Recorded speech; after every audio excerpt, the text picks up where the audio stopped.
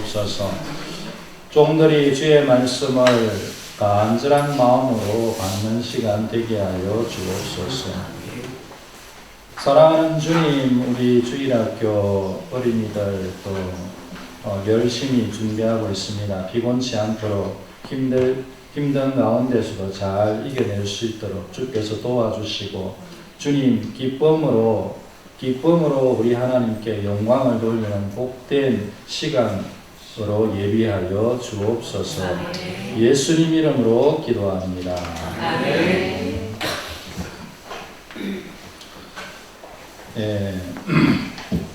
오늘은 교회와 말씀이라는 제목으로 하나님의 말씀을 같이 나누도록 하겠습니다.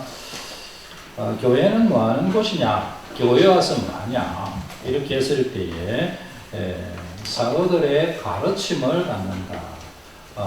기도하는 곳이다. 또 교제, 사랑을 나누는 곳이다. 그렇게 말씀을 드렸습니다. 조금 더 구체적으로 하나님 말씀, 교회와 말씀에 대해서 잠깐 생각해 보고자 합니다.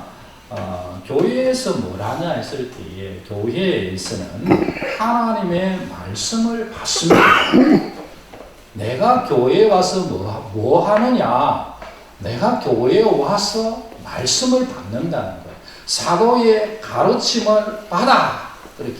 사도의 가르침을 받아. 그렇게 성경이 얘기하고 있습니다. 그래서 교회는 교회에 와서 말씀을 받아야 돼요.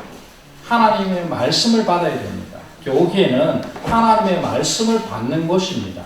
한번 따라해 주십시오. 하나님의 말씀을 받자. 하나님의 말씀을 받자. 그렇습니다. 우리가 교회에 와서 뭐하냐? 교회에 와서 하나님의 말씀을 받습니다.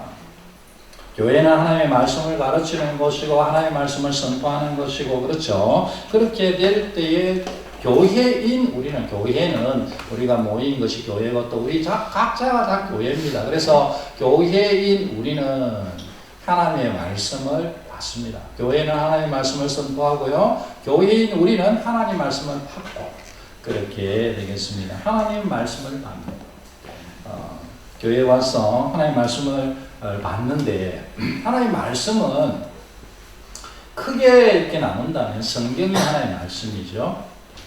이 성경책이 하나님의 말씀이고요. 설교할 때에 하나님의 말씀이 선포되고, 또 교회에서 성경 공부할 때에 하나님의 말씀이고, 개인적으로 성경을 읽고 교회 와서 설교를 듣고 또 성경 공부를 하고, 하나님의 말씀을 교회인 우리는 하나님의 말씀을 받아야 됩니다. 목사의 설교를 통해서, 목사가 인도하는 성경 공부를 통해서, 개인적으로 성경을 연구하는 것을 통해서 읽고 듣고 묵상하고 실천하는 것을 통해서 교회인 우리는 하나님 말씀을 받는 거예요. 여러분, 하나님 말씀을 받으시기 바랍니다. 교회가요, 내가 교회인데 교회로서는 하나님 말씀을 받는 거예요. 내가 교회에 와서 뭐 하냐? 교회에 와서 하나님 말씀 받으셔야 됩니다. 하나님의 말씀은 하나님의 뜻이죠. 하나님의 뜻입니다. 하나님의 뜻을 알아야 구원받고, 하나님의 뜻을 알아야 하나님의 뜻대로 섬기고, 하나님의 뜻을 알아야 하나님의 말씀에 순종할 것 아닙니까? 그러니까 교회인 우리는 하나님의 말씀을 받아야 돼요. 하나님 말씀 받아야 우리가 구원받고 새 생명 얻고, 하나님 말씀 받아야 우리가 영적으로 살아갈 수 있습니다. 그래서 하나님 말씀은요, 영적인 젖이다. 어린아이가 젖을 먹어야 살잖아요. 그런 것처럼 우리가 예수님 믿으면 말씀을 받아야 사는 거예요. 젖을 안 먹고 사는 사람이 어디 있습니까? 그래서 하나님 말씀은 영의 양식이라 그럽니다. 그래서 우리 식으로 하면 어릴 때는 젖이고 자라면 밥이고 빵이고 그런 고기고 그런 것이죠. 우리가 음식을 안 먹고 어떻게 살겠습니까? 영도 마찬가지예요. 영도 하나님 말씀을 받아야 사는 거예요. 하나님 말씀을 받아야 건강하게 됩니다. 여러분 잘 한번 생각해 보십시다. 하나님 말씀을 내가 받고 있나? 영이 하나님 말씀을 내가 안 받고 있으면, 내가 하나님 말씀을 안 받고 있으면 영이 지금 굶주리고 있는 거예요. 매뉴얼이라고 하죠. 매뉴얼. 우리가 뭐 이렇게 물건들을 사면 매뉴얼이 있잖아요. 사용 설명서, 안내 책자가 있어요. 물건을 사면. 얼마 전에 제가 조그마한 이런 시계를 하나 샀는데 한 3, 4만 원 하는 거예요. 뭐 비싸면 비싸고 시계치고는 비싼 건 아니죠. 옛날에 옛날에 그냥 전자 손목 시계 그런 거 시간만 나오는 그런 것들도 2, 3만 원씩 하고 그렇게 했는데 그때 돈 가치는 사실 지금보다 엄청 높아졌잖아요. 그래서 이제 하여간에 한 3, 4만 원 하는 시계를 하나 샀는데 그거 이제 조그마한 시계인데요. 여러분들이 얼마나 신기한지 몰라요. 그 그게 당연히 시계가 시간이 나오죠. 근데요, 이 시간이요, 신기합니다. 요거 이제, 요렇게 탁 이렇게 들면, 손목을 이렇게 탁 들면, 손목을 탁 들면, 시계가 탁 켜져요. 시간이 딱 보이는 거예요. 신기 안 합니까? 신기하던데. 그리고 시계가 원래 이게 화면이 이렇게 딱 꺼져 있는 그 파워를 아낀다고. 근데 손을 이렇게 딱 들면요, 걔가 이게 주인님이 손을 드시는구나. 그렇게 이제 감지를 하는 거예요. 그리고 탁 화면이 켜져요. 그래 이제 시간을 볼 수 있어요. 그 시계가요, 또 이게, 그거 한 3, 4만원밖에 안 하는데도 얼마나 신기한지요. 걔가요, 제가 이렇게 하루 동안 그걸 차고 걸어 다니지 않습니까? 그럼 걸어 다니면 걔가요, 내가 몇 걸음을 걸었는지를 다 나에게 알려줘요. 가만히 앉아 있잖아요. 한 2~3시간 앉아 있으면 징징징 해요. 뭐라고? 너무 많이 앉아 있어요. 얼른 일어나 좀 움직이세요. 그것도 가르쳐줘요. 이거 신기하더라고요.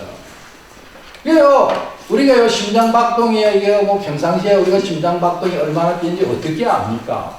근데 이게 조그마한 진짜 요만한 건데 그걸 탁 누르면 심장 그림을 딱 누르면요. 제가요 가만히 있으면은 내 심장이 얼마나 지금 몇 번 뛰고 있는지가 숫자로 딱 나와요. 60, 80, 120. 저는 그전에는 그거 몰랐어요. 대충 심장이 잘 뛰는가 보다 이렇게 알았지 제 심장이 얼마나 뛰는지 잘 몰랐습니다. 근데 보니까 주로 이제 제 심장은 60에서 한 100 사이에 왔다 갔다 하더라고요. 어디를 막 달리기를 하면 120 이렇게 올라가기도 하고. 그 심장이 신기하대요. 뛰는 게 달라. 가만히 있으면 어떤 때는 60 밑으로 내려가기도 하고. 그러니까 그 조그만한 게 심장이 뛰는 것도 알려줘요. 신기하죠. 밤에요, 잠을 잘 잤는지 안 잤는지 알려줘요. 숙면한 시간이 30분이에요. 잘 잔 시간이 2시간이에요. 한 3시간 잘 잤어요. 이런 식으로요. 그 걔가요, 신기 안 합니까? 이건 신기하더라고요. 그게요, 화면은 그림도 바뀌어요. 조그만한 게. 그림도 막 바뀌어요. 그 칼라 그 조그만한 요만한데요. 그 칼라가 막 바뀌어요. 그 시계가 얼굴이 바뀐다고요. 자기가 원하는 이런저런 한 3, 40개가 되더라고요. 얼굴이. 그거를요, 핸드폰하고 이렇게 연결해가지고 그게 원하는 걸 그거 갖다 넣을 수 있는 거예요. 그리고 핸드폰이 얘를 또 조정을 할 수 있어요. 참 신기하다. 이렇게 신기하구나. 근데요, 제가 말씀드리는 거는, 이런저런 얘기하는 것은, 이런 게 있다. 그렇게 여러분, 말씀드리는 거로, 제가 말씀드리고자 하는 거는요, 저는 기계를 좋아합니다. 저는 약간 엔지니어 기질이 있어요. 그래서 제가 신학 때, 저의 본성이니까 하나님께서 저에게 주신 거니까, 저는 그걸 거부할 마음이 없습니다. 그걸 또 저는 좋아하고. 신학대학원 때에 제가 전 재산을 들여서 그때 노트북을 샀어요. 그때 우리 동기들이 한 100명 정도 됐는데요. 노트북 갖고 있는 사람이 한 3사람 정도밖에 안 됐는데 그 중에 제가 들어갔습니다. 제가 전 재산을 지금 생각하면 정신이 없죠. 완전 정신이 없는 거예요. 정신이 없는 건데 그때는 막 그게 막 최고인 줄 알았어요. 그래 그걸 사가지고 썼어요. 잘 썼지. 우리나라 중소기업 노트북이었는데. 그래서요 제가 초기부터 기계를 사용하고 기계를 좋아하고 지금도 기계를 잘 씁니다. 잘 쓰는데 물론 이제 뭐 거기 막 함몰되지 않으려고 애쓰죠. 애쓰고 많은 비용을 들이지 않으려고 애쓰고 시간을 봐서 적당하게 이렇게 테크놀로지를 따라갑니다. 따라가는데 그런데 이제 제가요 이 기계를 좋아하는 제가 그 조그마한 시계요 매뉴얼을 안 보니까 어떻게 쓰는지 모르겠더라고요. 제가 생각할 때에 좀 죄송하지만 여러분들 중에 그 시계를 받아서 매뉴얼 없이 완전하게 쓸 수 있는 사람은 한두 명, 두세 명 많으면 젊은 친구들 되려나? 제가 생각할 때 잘 안 될 거예요. 왜냐하면 그걸 뭐 QR 코드를 찍어가지고 걔네 어플에 들어가야 되고 어플로 조정해야 되고 이런저런 것들을 많이 해야 되더라고요. 제 거는 초기에 차가지고 중국말이었어요. 중국말을 알아볼 수가 있나요? 그래서 그거를 막 많은 애를 써서 메뉴를 잘 보고 연구를 해서 영어로 바꿨습니다. 그래가지고 이제 잘 사용하게 됩니다. 우리가 요만한 조그만한 기계도요 매뉴얼이 있어야 되는 거예요. 안내 설명서를 봐야 돼요. 안 그러면 못 써요. 어떤 기계는 잘못 쓰면 완전 망쳐버려요. 일본이나 미국은요, 그 내수 제품들은 전압이 달라요. 우리는 240V인데 그 사람들은 일본이나 중국은요, 그 큰 시장인데요. 그 큰 시장의 전압이 110V예요.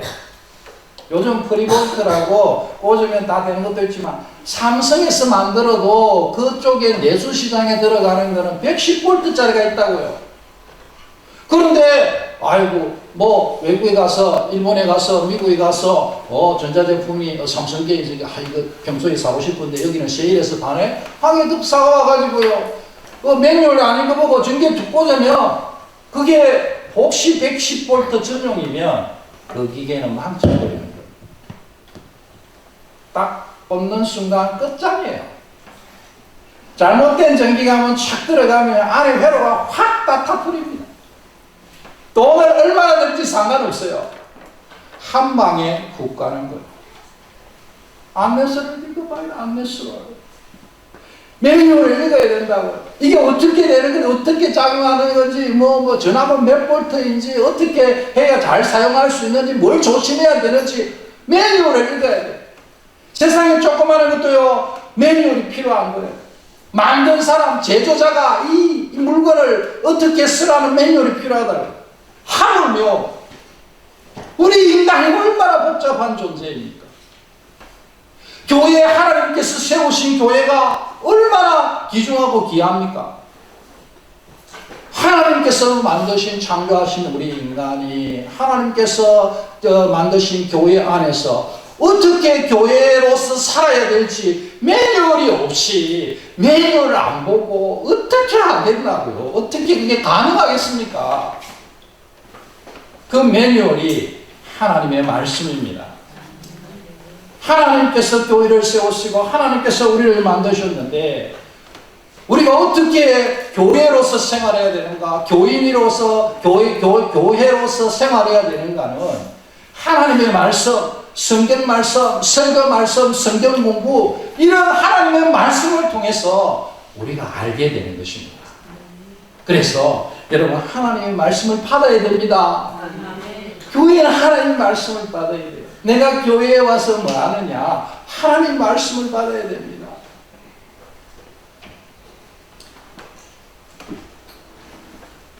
하나님의 말씀은요 성경을 통해서 먼저 기억해야 될 것은 하나님의 말씀은 성경을 통해서 알게 됩니다.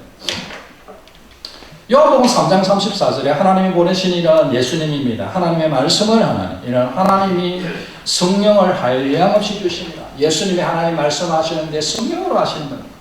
사도행전 4장 31절에 성령이 충만하여 담대히 하나님 말씀을 전하는, 하나님 말씀을 성령으로 전하게 됩니다. 에베소서 6장 17절에 구원의 투구 성령의 검 곧 하나님의 말씀을 가져라. 성령과 말씀은 함께 갑니다. 성령은요 말씀으로 역사하고 말씀은 성령으로 우리에게 임하십니다.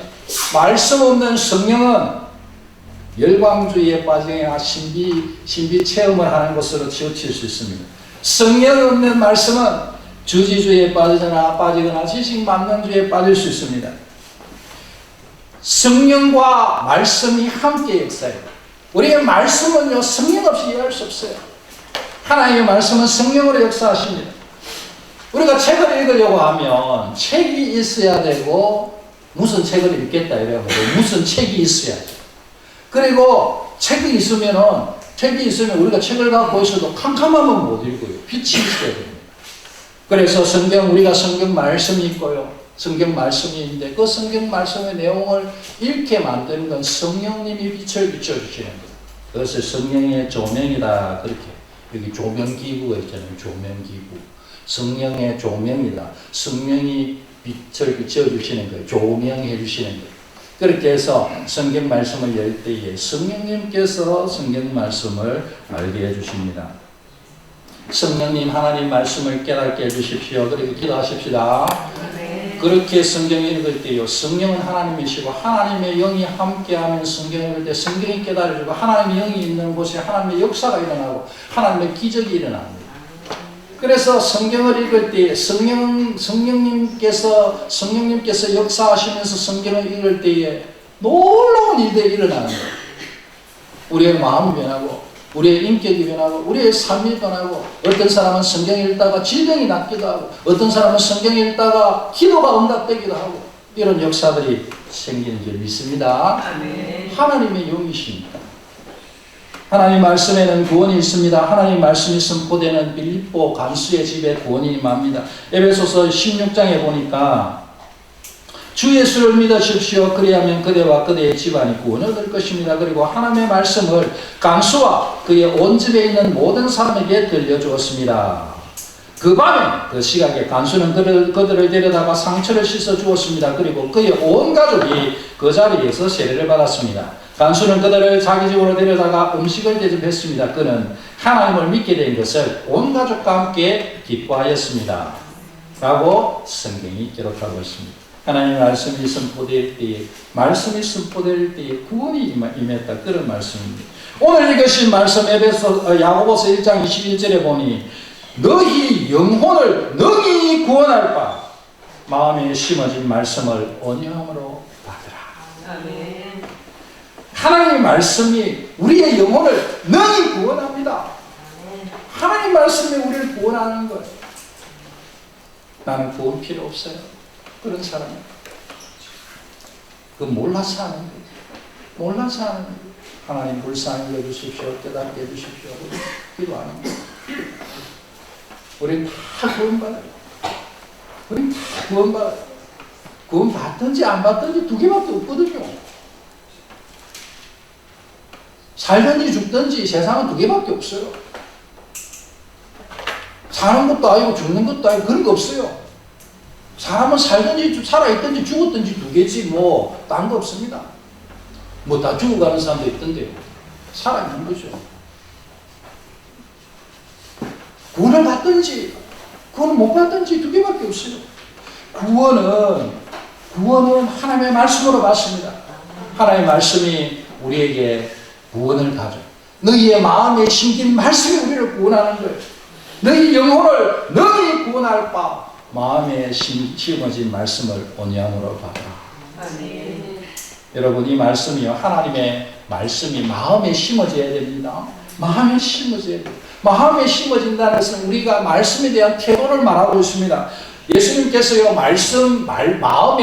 마음의 말씀을 향한 마음의 밭이 어떻게 되어야 되는지 중요한 씨 뿌리는 비유라는 비유로 말씀하셨는데요. 씨 뿌린 자가 바깥에 나서 씨를 뿌렸습니다. 씨를 뿌렸는데 어떤 것은 땅에 길바닥에 떨어지고 그러니까 새들이 와서 먹어버렸다. 그렇게 어떤 씨들은 돌밭에 흙이 얇은 돌밭에 뿌렸는데 해가 나서 싹이 났을 때 해가 나니까 뜨거워서 다 죽었다 말랐다. 그 다음에 어떤 씨는 가시가 자란 땅에 떨어졌는데 이 곡식이 조금 자라다가 가시 때문에 열매를 맺지 못했다. 그러나 좋은 땅에 떨어진 씨앗은 잘 자라서 30배, 60배, 100배 열매를 맺었다. 그렇게 말씀하고 있습니다.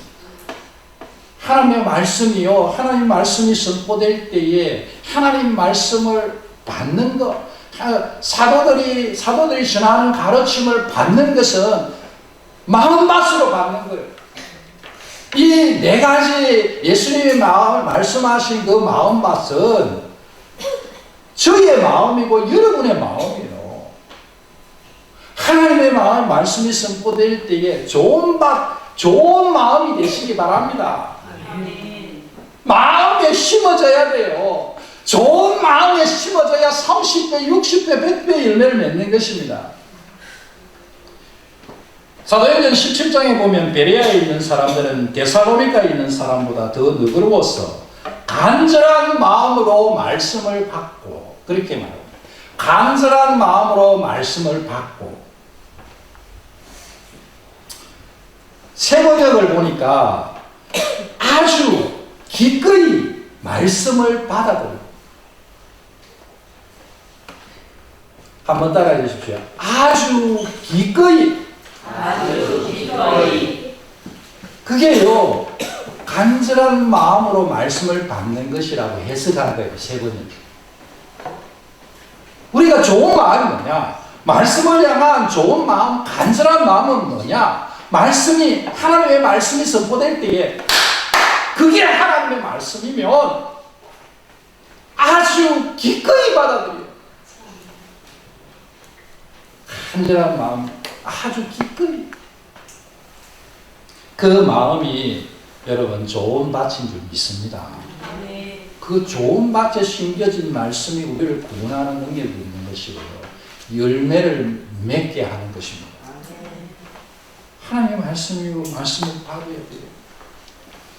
그 사도들의 가르침을 받으니까 좋은 마음으로 받으니까 예루살렘 교회가 놀라운 역사가 일어나는 것입니다. 기적이 일어나고 모든 것은 자세가 중요합니다. 운동도 자세가 중요합니다. 자세가 안 좋으면 다칩니다.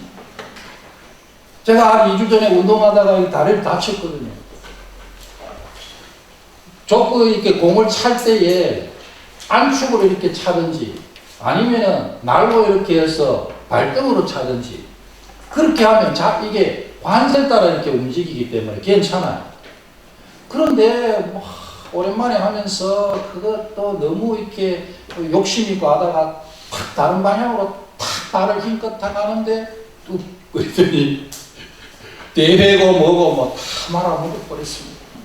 2주 동안 그냥 다리 끌고 다니는 비스무리하게 살고 있습니다. 이제 좀 괜찮습니다. 이제 계단도 올라다니고 하는데 첫 주에는 힘들더라고요. 이제 왜 그러냐? 자세가 잘못됐어요. 운동하다가요, 왜 다칩니까? 자세가 잘못됐어요. 테니스 하는 사람들은 어깨 대부분 다 나간대요. 왜? 그러면은, 조코비치나 페데러 같은 사람 막 시속 160km 막 빵빵 치면서 3시간, 4시간씩 뛰어다니면서, 조금 한 게임하고 다음에 또 하고 다음에 또 하고 평생을 막 20년 동안 그래 쫓아다니고 있는데 그 사람 왜 괜찮아요? 자세가 바르기 때문에. 자세가 바르기 때문에. 자세가 결정해요. 하나님, 내가 하나님 말씀을 향한 바른 자세를 주십시오. 그렇게 주님 바라보시기 바랍니다. 하나님 말씀을 간절한 마음으로 받게 해주십시오. 그렇게 하나님, 내가 교회는 말씀을 받는 교회는 말씀을 받으니 하나님의 말씀에 대한 바른 태도를 주십시오. 내가 간절한 마음으로 하나님 말씀을 받게 해주십시오. 아주 기꺼이 말씀을 받아들이게 해주십시오. 하나님의 말씀을 받는 것이 교회인 우리의 첫 번째 목적입니다. 말씀을 받아야 돼요. 하나님의 말씀을 받아야 그것이 모든 것이 시작입니다. 말씀은 통로이고, 말씀은 구원의 능력이고, 말씀은 삶을 변화시키는 능력이 있습니다. 말씀은 인격을 바꿉니다. 말씀은 사람을 바꿉니다. 말씀은 인생을 바꿉니다. 혼과 영과 관절과 골수를 찔러 쪼개는 것이 말씀이라 했습니다. 말씀은 하나님의 사람으로 온전하게 한다고 했습니다. 빌리 그레이엄 목사님이 설교할 때에 그 설교문에 보면 성경이 말씀하시되 이 얘기를요 설교마다 말씀하시는 거예요. 얼마나 큰 능력을 일으키는 분이 되었습니까? 원래 이분이 성경 말씀이 하나님 말씀에 대한 확신이 없었던 거예요. 그렇게 해서 목사가 되어서 사역을 하는데도 여전히 너무너무 참 어렵게 그렇게 했는데, 어느 날, 하나님 말씀이 정말로 하나님 말씀이구나. 무릎을 꿇고 눈물을 흘리면서 하나님께 기도합니다. 그 이후에 이분의 삶이 완전히 바뀌어요. 하나님께서 놀랍게 쓰시는 그와 같은 20세기의 최고의 전도자가 되는 건 아니겠습니까? 하나님 말씀은 인생을 변화시킵니다. 어거스틴이 위대한 어거스틴이거든요. 오늘날의 천주교와 개신교의 모든 신학의 뿌리를 일반적으로 많은 사람들이 어거스틴이라는 분에게 줍니다. 이 어거스틴이라는 분이 처음부터 그렇게 대단한 사람이 아니었습니다. 이 사람은요, 방탕한 생활을 하면서 죄악된 생활을 하면 자기 하고 싶은 대로 하면 살았습니다. 그래서 심지어 사생활을 낳고 살았다고. 여러분 중에 나는 그들 세상에서 좀 잘 나간다 이런 분들 중에 혹시 사생활을 낳은 분이 몇 분이나 되십니까? 이 어거스틴은 사생활 낳고 살았어요. 만이교회에서 우상을 섬기며 살았다고. 그런데 이 사람이요, 하나님의 말씀이 그 심령 가운데 들려지게 돼요. 들었어 읽어라. 이 하나님께로부터 온 그 어린아이의 소리를 듣고 하나님께로부터 왔다고 저는 생각합니다. 성경을 읽으면서 로마서를 읽으면서 그 인생이 완전히 바뀌었거든요.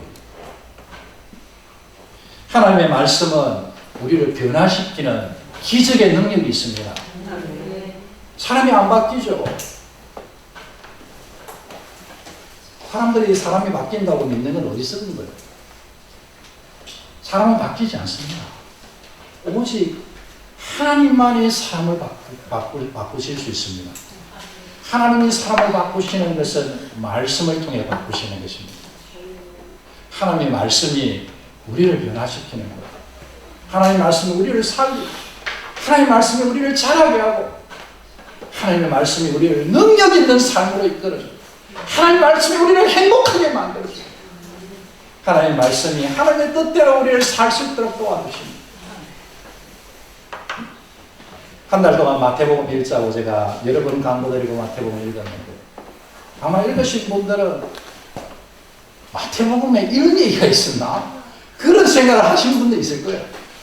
이거는 내가 그동안에 한 번도 생각하지 못했는데, 마태복음 많이 읽었지만 하나님 말씀은 날마다 새롭습니다. 계속해서 하나님 말씀 가까이 하십시다. 날마다 하나님 말씀 가까이. 계속해서 하나님 말씀 가까이. 하나님 말씀을 내 생명 같이 여기며 살게 해주십시오. 주님 바라보시는 우리 성도들 되시기를 바랍니다. 268장 1절과 4절 하겠습니다.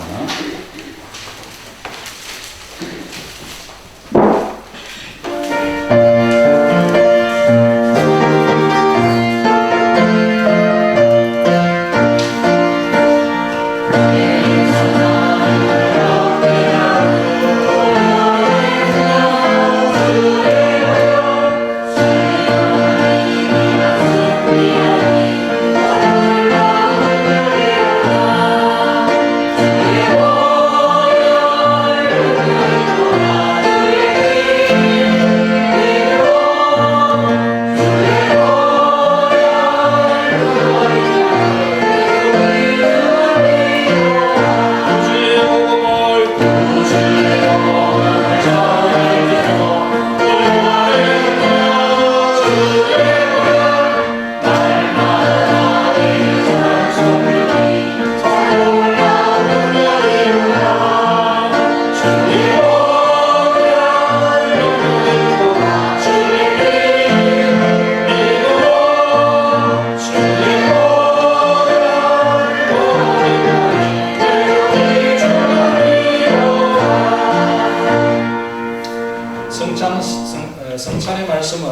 보십시오. 내가 너희에게 전한 것은 주께 받은 것이니 곧 주 예수께서 잡히시던 밤에 떡을 가져사 축사하시고 떼어 가라사대 이것은 너희를 위하는 내 몸이니 이것을 행하여 나를 기념하라 하시고 식후에 또한 이와 같이 잔을 가지시고 가라사대 이 잔은 내 피로 세운 새 언약이니 이것을 행하여 마실 때마다 나를 기념하라 하셨으니 너희가 이 떡을 먹으며 이 잔을 마실 때마다 주의 죽으심을 오실 때까지 전하는 것입니다.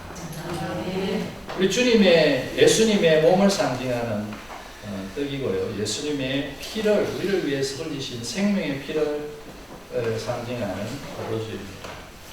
우리 주님께서 우리를 위해서 죽으시고 부활하신 것을 이 떡과 잔이 영원히 기념하고 있습니다. 오늘도 우리에게 은혜를 베푸신 주님께 감사하며 성찬에 참석하십시다. 세례를 받으신 분만 참여하실 수 있습니다. 기도하시겠습니다. 좋으신 하나님 아버지, 존귀와 영광과 찬송을 올려드립니다. 주님의 십자가의 은혜를, 영원한 언약을 기억하며 주님